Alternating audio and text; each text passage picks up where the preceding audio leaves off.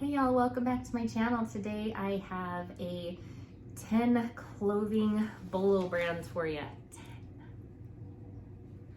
And I am super excited about it. It's the first time I've done one of these videos. I love sharing the information that I have with you guys. A lot of these items I have sold. 8 out of 10 of them I have sold items for. The last 2 are ones that are on my BOLO list, and I am going to be looking for because I learned about them from other people but have yet to see them ever.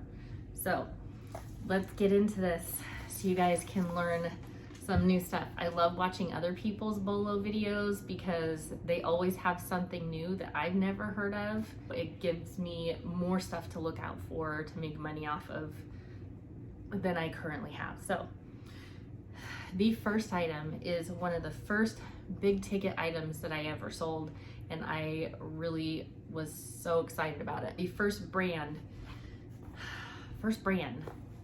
is Aviator Nation. I'm going to show you guys a picture here. This is an Aviator Nation. I'm gonna move this. There. Now I can put the pictures up here for you guys to see. I picked this Aviator Nation vintage style 1970s inspired sweatshirt at the bins. It just looked kind of interesting to me. I didn't know anything about it, and so I decided to bring it home with me, and that was when I didn't even look up comps, and I just grabbed stuff that I thought would work and I'd take it home. And so I brought it home, looked up the comps, and realized this brand sells for hundreds of dollars, and it has a huge cult-like following. It's sold at Nordstrom, Saks Fifth Avenue, Revolve. It's born out of California. I have it written down right here. Average retail price for one piece is anywhere from $158 to like $250, and most of them are like t-shirts, sweatshirts, sweatpants, hoodies, that kind of stuff, for like after you go surfing and that kind of thing.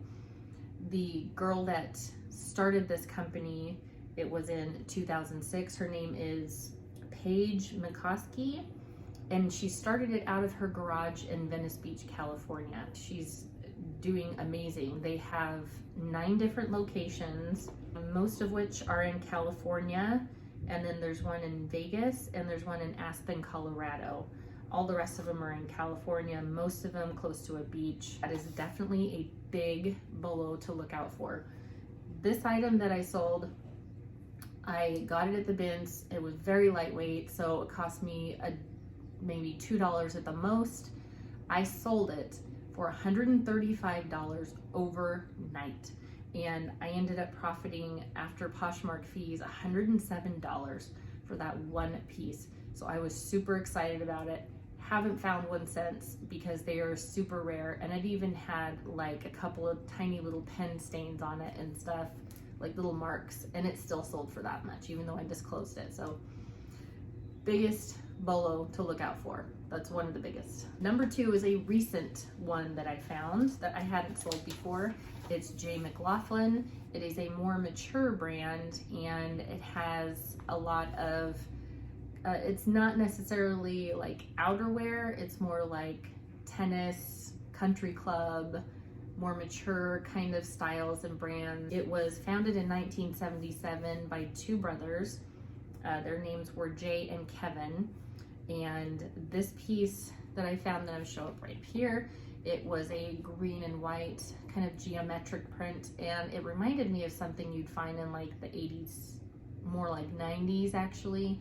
And so I didn't really look closely at it for a couple of seconds, and then I just thought, hey, I saw a flash of blue on the tag, and that's how you'll know it, is by the McLaughlin teal blue, not like teal, maybe like a bright blue tag, and I'll put that tag right here so that you guys can see what it looks like. So definitely keep an eye out for that one. This item that I sold for $40, and it was within, I think, a week and a half. I will definitely be keeping my eye out for that one in the future. It's not something I will source online just because of having to pay for shipping and everything. But if I do find it up at the thrift store or at the bins, that is definitely something I will be picking up. I did find this one at Deseret Industries and I paid $4 for it. So it's selling for 10 times the amount that I sourced it for. Is a really awesome detail. Okay, the third item on my BOLO list. I have sold 3 items from this company. Some of you may be already familiar with it because it's very popular. It's Johnny Was, and it has some sub-brands kind of with it also, one of which I've sold, and they are kind of known for their bohemian vintage sort of style. A lot of their pieces have heavily embroidered areas on them. The sub-brands that I looked online and found are, there's the Johnny Was, then there's Johnny Was Biya, B-I-Y-A, then there's Silk, S-I-L-K, J, and then the next one is J-W-L-A. I'm assuming that's Johnny Was Los Angeles. Then the next one is 3J Workshop, and then Pete and Greta, and then For Love and Liberty. Now these are ones that I found online under their website so that I knew exactly what their sub-brands were to look out for in the future. I have not found any of them except for regular Johnny Was collection and Biya, which is the cardigan that I sold. So the Johnny Was company began in 1987, and I looked this up online so I could tell you guys. It was when a wholesale manufacturer named Eli Levite launched his own clothing line, drawing on his bohemian California lifestyle, which is something I'm huge into, but I just can't bring myself to keep the pieces that I find because I know how much they're going to sell for. So maybe one of these days I'll keep one. So there's kind of a mix between vintage and modern. The 3 items I sold that were a Johnny Was or a Johnny Was side brand. First one was a Johnny Was vintage wide leg purple velvet pants, as you can see right here. These ones I had for almost a year because they are vintage and they are purple velvet. It's hard to see what they really look like on camera, and they didn't have the characteristic like embroidery all over them. They were just plain purple velvet, even though they were very beautiful. And they did have a slight taper to them. That's why I didn't want to keep them myself, because I'd rather have wide leg or just straight. Those sold for $50. The second item I sold that was Johnny Was the Biya brand, and it was a cross-stitch, heavily embroidered, hooded gray cardigan, and it sold for me for $200. All 3 of these items I found from the bin, so they all cost me $2 or less. That item sold for $200. And then the third item was the first embroidered Johnny Was piece that I found at the bins, and it was a embroidered black wrap shirt.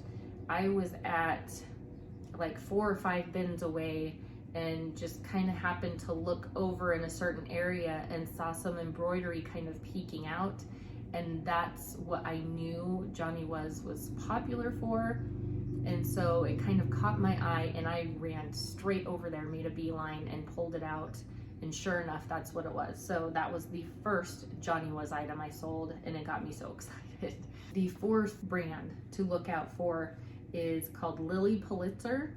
This brand is specifically known for her very vibrant, colorful prints. It was started in 1959 by Lilly Pulitzer.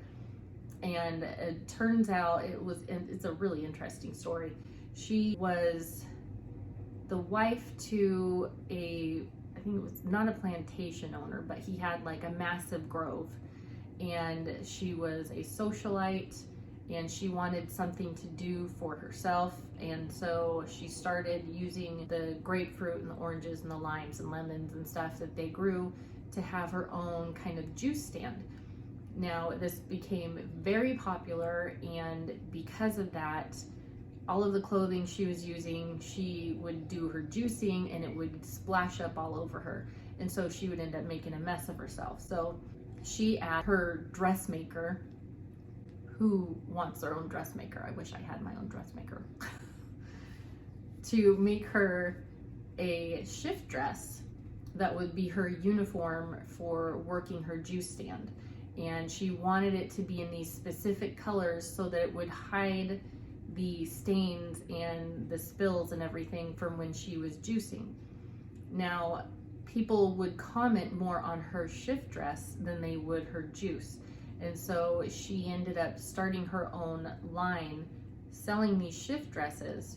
And it actually showed a picture online. I will try and put that picture right here so you guys can see it, of her in her shift dress with more of them around her in her own shop.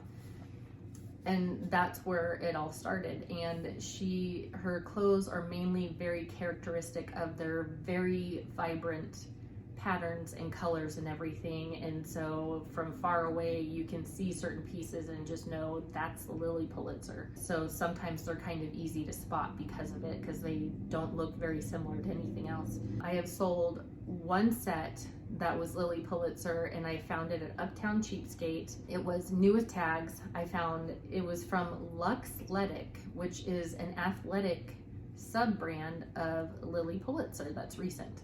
And I found the leggings, and then I was lucky enough, because I kept looking through, to find the matching sports bra. And one cost me $10, the other one cost me $15. Within a week and a half, I had sold them for $100 for the set. And so that was freaking awesome, because that's the first time I've ever been able to find Lilly Pulitzer myself, just in a thrift or a resale shop. Number 5 is Pharrell Williams with Adidas. Pharrell Williams has his own design collection. Then he collabed with Adidas, and he formed this one in 2014. I do have 2 different sales by him. When it's a collaboration between Adidas and Pharrell Williams, especially the clothing line, it seems to garner a whole new level of high quality, and people just really look for that specific line because they have different kinds of designs to them. I've sold one item that was Adidas Pharrell Williams, that was a big deal, and then another piece that was just Adidas that sold for even more, actually. So the Adidas Pharrell Williams were the Who hiking camo pants, which were kind of joggers. These sold for $49.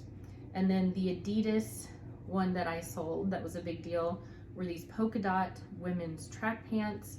I did find some good cover stock photos for them, and because of that, since they were so sought after, I ended up selling those for $85. So definitely keep an eye out for the ones that look just a little different, have something special to them, something that's going to make them stand out. Number 6 is Peruvian Connection. If you haven't heard of this before, definitely look up all of these brands on Poshmark, on eBay, online, get familiar with how they look so you can kind of look for them, what their tags look like, what colors they go to, what styles they are. This one was launched in 1976 by a mother and daughter. The daughter, her name was Annie Hurlbert, was inspired while researching for anthropology in Peru as a 19-year-old Yale student, and got familiar with going through the markets in Cusco and decided that alpaca fur was just an amazing material. And so all of Peruvian Connection is sweaters and cardigans and everything that are made from alpaca. And I sold one of these items that I got from an estate sale. It ended up selling for $59. It was a beautiful piece, and I was so happy to see it go to a new owner that was going to appreciate it. Number 7. Now I have too many items to mention all together that I've sold from this specific brand. It is Soft Surroundings. Not every piece will sell for a higher amount, so you want to keep an eye out for the more sought after pieces, the sweaters and the velvet and stuff like that. Their first catalog was actually mailed out just in 1999, so they're not super old. and they are based in St. Louis, Missouri. I have sold 6 different items from soft surroundings, and sales price range anywhere from $21 to $57. They are normally something that I will pick up just about any time as long as the price is right and I know that it's going to make a good amount of money and they're in great condition. The last item that I have sourced myself isn't specifically a brand, but it is a certain style of clothing. This is kaftans. And I learned recently while listening on a podcast that kaftans is actually spelled with a K, not a C, which I originally thought it was with a C. And these are ones that you want to keep an eye out for to sell during the spring and summer, because that's when they sell. And it's not just regular, any day kaftans. It's going to be the loud floral print kaftans. And I have sold 4 different ones. They were all either ones I got from the bins or estate sales. And I've sold them anywhere from $44 to $55. Okay, so the next 2 items are ones that I have not sourced yet or sold yet myself. I've never even seen them in person, just online, but they do look amazing. The first item, which is number 9, is Spell and the Gypsy. I hear Lori Tata talk about this all the time.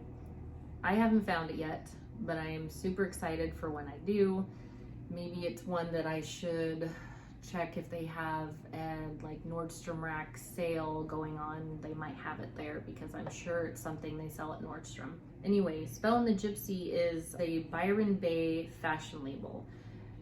Byron Bay meaning a location, not a person. It has a cult-like following. A lot of the stuff that I've looked up and seen were bohemian gypsy kind of looks. I guess that's where the gypsy part comes in. The label, I'm going to read it from down here since I can't remember. The label began when Lizzie's little sister Isabella, whose childhood nickname was Spell, started selling her handmade jewelry at Byron Bay's local markets. And it just kind of built and built and built from there. And then eventually her sister decided that she needed to become a business partner with her to start this brand. Now these clothing pieces retail for a very good amount. I don't remember exactly all the places that they are sold at, but they're usually within the hundreds of dollars. Like anywhere from like 200 to like 800 and possibly more, I'm not sure. But pretty much any of the pieces I've seen, I would be super excited to find and wear myself or sell myself. So that's definitely one that you guys want to keep an eye out for. Like I said, look all of these up online, familiarize yourself with the look of them, the design of them, what the tags look like. That way, when you are outsourcing, you can see them and be familiar with what they look like and just know right off the bat. The more you look through this kind of stuff, the more familiar you'll be with it and the easier it is for you to spot it. I will see certain tags when I'm out thrifting and just automatically know like that, hey, that's Johnny Was, or that's this, or that's that. So I try to keep myself familiar with stuff. Even when I'm at the bins, I'll search through things, and even if it's an item that I know I'm not going to grab anyway, I will still look at the tag, because repetition is a very good thing to teach you how to thrift faster. And so I will see a tag and not even read it and know what it is before I even have the chance to read it, because I'm so familiar with seeing so many pieces of clothing at this point, searching through the bins. And that's a good thing because it helps you to be smarter and faster at what you do. Okay, the very last item, which is another item that I still have not sourced or sold, but just recently learned about watching McThriftsy. I watch her YouTube channel all the time also. I watched her before I started my own channel, and so she is a big inspiration for me because I like seeing all the items that she picks up. She gets really good stuff on a regular basis. So this last one, I am definitely going to be on the lookout, and it's not something that I would normally see and just pick up, because a lot of their stuff is it's hard to describe it. It's kind of old world style meets Lagan look meets Victorian almost, and it's just, and it's, some of it's distressed and oversized, and it's just a lot of different things kind of just thrown all in together. It's a brand called Magnolia Pearl, and the style first took root in 2001 when a lady named Robin Pearl Brown, she opened her business with her partner John Gray. They selling clothing and accessories that she made from stuff that she had at home, like vintage laces, velvet, silks, embroidered linens. Much of it was from her own collection, and it just kind of took off from there. A lot of the stuff that she sells retails average around $400. So if you find any of these pieces, there is a very good chance that you're going to get well over $100 for it, because they seem to resell for a very good amount also. From what I've been seeing on Poshmark, I looked at these after I heard about the brand, and I kind of searched through listings than the sold listings, and it seemed like there were a lot more sold listings than ones that were listed. So that tells me that the sell-through rate is pretty darn good. So that is the 10th BOLO that I have to share with you guys.